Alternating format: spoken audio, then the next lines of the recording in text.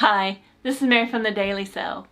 And while hand sewing isn't a necessary skill to have these days, it sure is a useful skill to have. And this video is going to show you 3 very useful stitches. We're going to go over the running stitch, the basting stitch, and the back stitch. These stitches are good for repairs of all types. They're good for alterations, simple alterations. If you have a garment, you don't have a sewing machine, you just want to take it in a little.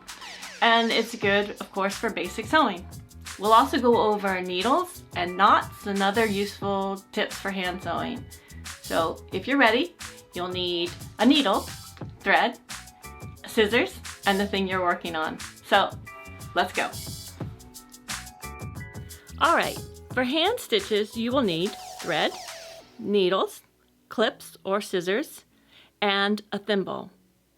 Thimbles are optional, but if you have thick fabric or you're sewing with leather, place that thimble on the middle finger of your sewing hand and push the needle through.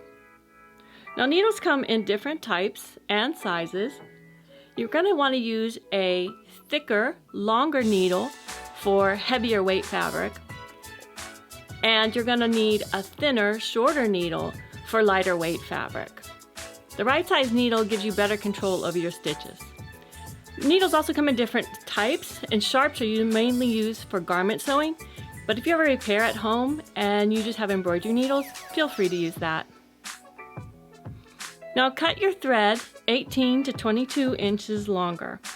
Any longer and it'll likely tangle.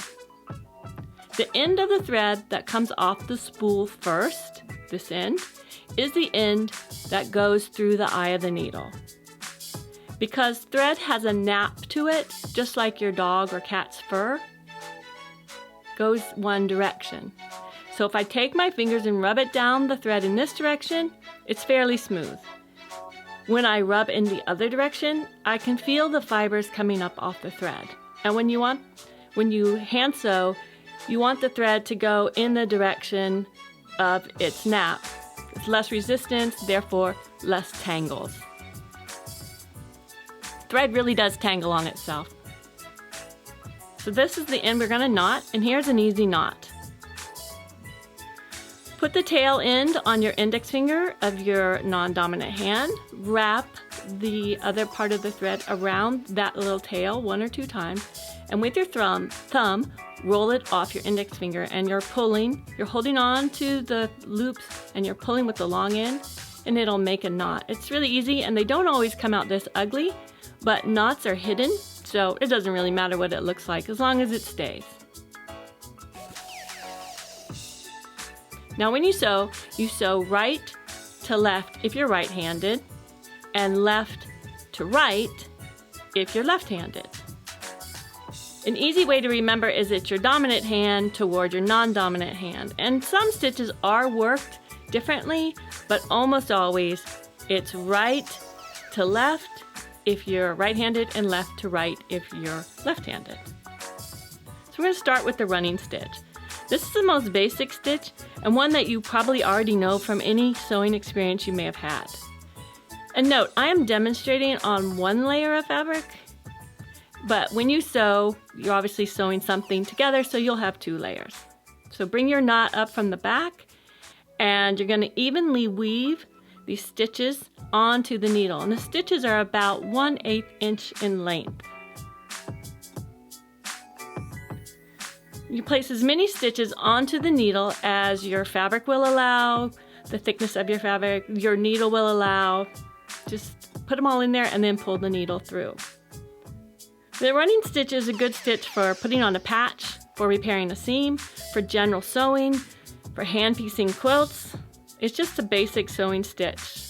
You can put together a costume for this. If you have a costume to go to, a party to go to, and you need a costume really quick, this is the stitch you're going to want. The running stitch.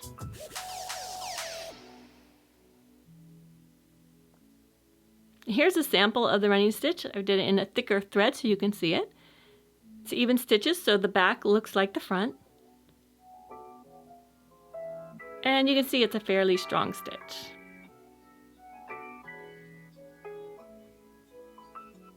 Now let me show you an easy ending knot. Put your needle to the back of the fabric and pick up a couple of threads from the fabric, like a little stitch. You'll pull it through, but hold on because you don't want to pull it all the way through. You want to have that little loop there. Then you're going to insert the needle through the loop that you've just made.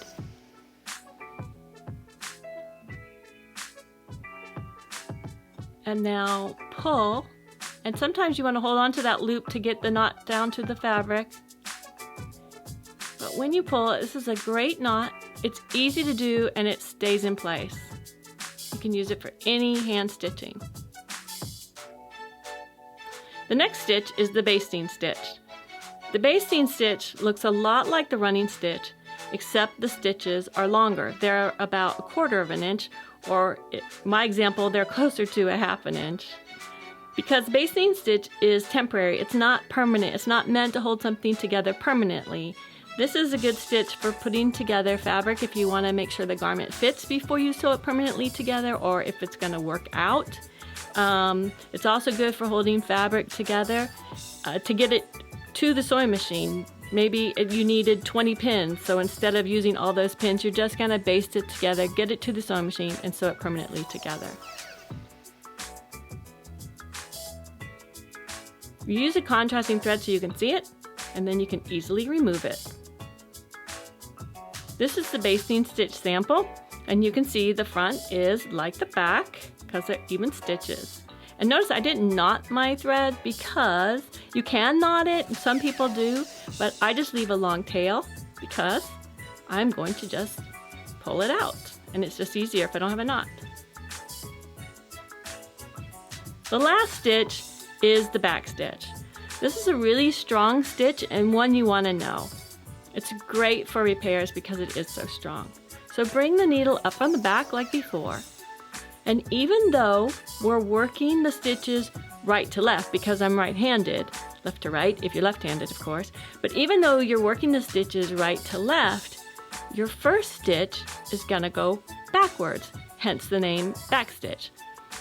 So go back 1/8 of an inch, that's a stitch length, from where you came up out of the fabric. And then go across the back of the fabric 2 stitch lengths. So you went down 1 stitch, went over 1 stitch length back, and then over forward 2 stitch lengths across the back of the fabric. And just pull it through. Now the second stitch will go down where the first stitch ended. Again, you go backwards 1 stitch, and then across the back you go over 2 stitches.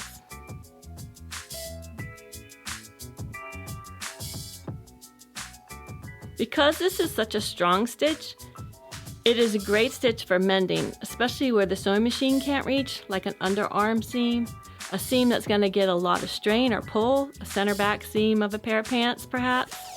So go backwards 1 stitch and forward 2 stitches across the back.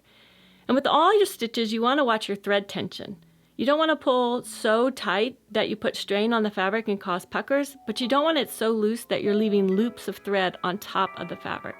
You want that thread to lie nice and flat on the fabric without straining the fabric.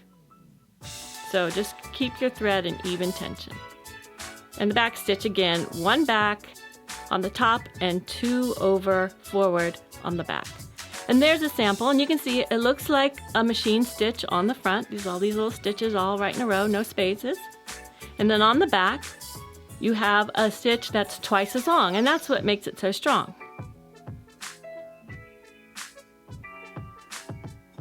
Can really handle a lot of strain.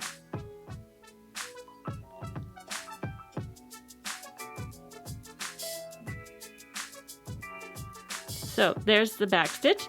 And remember, that is a great stitch for mending, repairs, or any seam that's going to get a lot of strain.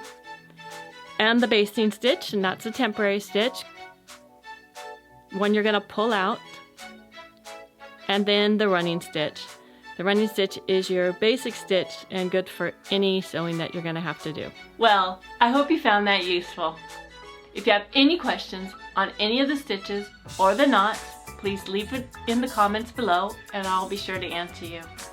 I'm going to be putting out a series on hand stitches We're going to include stitches for hemming, stitches for putting in a zipper, stitches for putting on patches, stitches for putting in a lining, and all other hand stitches that I think might be useful to you. So be sure to subscribe so you don't miss a one. Thank you so much for watching. Enjoy your sewing, and goodbye.